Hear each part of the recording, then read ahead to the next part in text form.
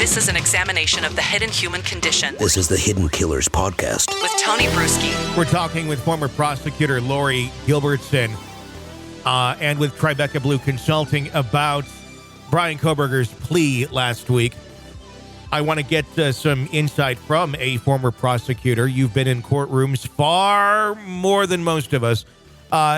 Is this common? Is this a normal thing to not give a verbal plea? Is there a strategy involved here that could benefit him down the road? What is your take on this, Laurie? Yeah, I've looked at this a lot, and, this seems to be something that is certainly fairly common in Idaho, where a criminal defendant at their arraignment does not have to enter a plea.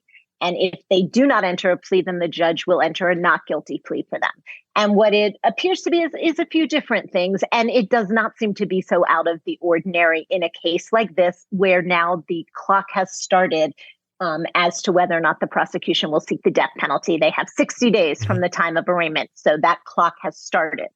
So, him standing silent is basically saying a few things. First, I think that his attorneys also may not have had the, evidence that they needed to really enter a not guilty plea, because obviously they're not entering a guilty plea right now. Mm-hmm. So it certainly could be that. I know they have said they're waiting on some discovery. They're waiting to interview some other witnesses, so they may not have wanted him to even enter the not guilty plea.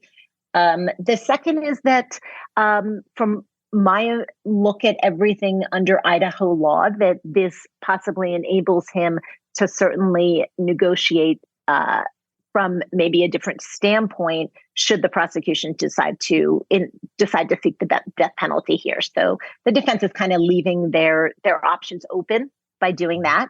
Even, I think, had he entered a not guilty plea, he still had the option to negotiate. So, honestly, I don't know that it makes a whole lot of difference there. Mm-hmm. And lastly, it could just be Bryan Kohberger. Yeah.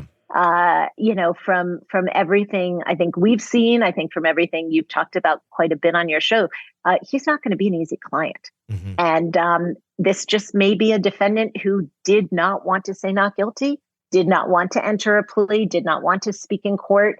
And because he didn't want to do so, that's how his attorney proceeded. So, without the attorney speaking out about it, or, certainly we're not going to hear necessarily from Bryan Kohberger about it. Mm-hmm. Those are kind of the three things that go into, why this would have been the choice at the arraignment. And ultimately, I think you end up with the same result. The prosecution will decide whether there are aggravating factors and they're going to seek the death penalty. The defense will then decide whether there is something to talk about in terms of a plea. The prosecution will decide whether they even want to offer anything, mm-hmm. and then they'll move forward. And actually him saying not guilty or having the judge say that for him while he stood silent seemed kind of more like courtroom drama to me than anything else. Really doesn't change a whole lot if he had said it aloud or not. It's on the record as not guilty because mm-hmm. essentially it defaults to that. If you don't enter an actual plea. The thing that stood out to me immediately was that on the death penalty, that they have 60 days now to decide whether or not they're going to seek the death penalty, and making some negotiating room. And does it make negotiating room? Does it truly make anything extra? Does it make it a little bit more? Well, see, he never actually said not guilty. Maybe it is going to be a playing card of maybe taking the death penalty off the table if he were to admit to the guilt. BTK did the exact same thing. And there's been a lot of analogies about BTK and him. We can talk about that in a moment. But does it truly create more playing room for him to negotiate? Doesn't seem like he's in a very strong negotiating position mm-hmm. from where I sit looking at it. And certainly whether he says not guilty or not at the arraignment, I don't think makes a whole lot of difference. Ultimately, the only negotiating power it seems to me that he has is to offer to plead guilty, to therefore end all of this for the victims' families, mm-hmm. to take the pressure off the prosecution of proving their case against him and going through all of that, and putting the victims' families through all of that, and basically just having things resolved at a much quicker pace than it would be at a trial. Even though they've set this trial date for October, I do not see that at all happening then. But that's his negotiating power, is really just the power of his plea.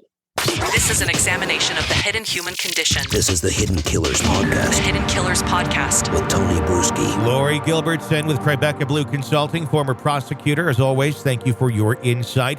Hey, if you like the podcast and you'd like to get ad-free versions of it, you can just binge away, no ads, just next.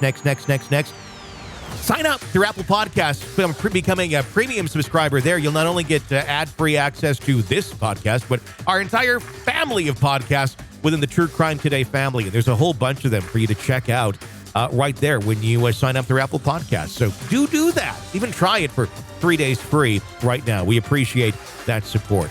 My name is Tony Bruschi. Stay with us.